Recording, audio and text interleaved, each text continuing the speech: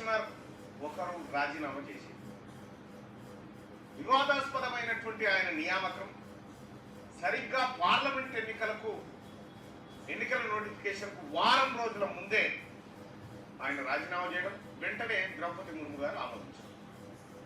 ఇది చాలా పెద్ద చర్చ అయిపోయింది దేశవ్యాప్తంగా.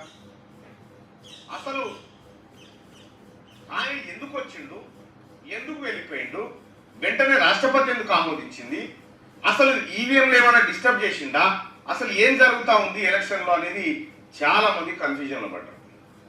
చాలా రకరకాలుగా సోషల్ మీడియాలో వాళ్ళ అభిప్రాయాలు చెప్తా ఉన్నారు. ఈవీఎంలను సెట్ చేసి వెళ్ళిపోతా ఉన్నాడు అని చెప్పి. ఇప్పుడు ఉన్నది ఒకే ఒక చీఫ్ ఎలక్షన్ కమిషనర్ తప్ప ఎవరు లేరన్నా. ఇంకొక ఆయన ఇదివరకే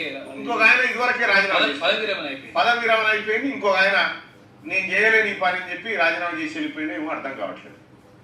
మొత్తం మీద అయితే పార్లమెంట్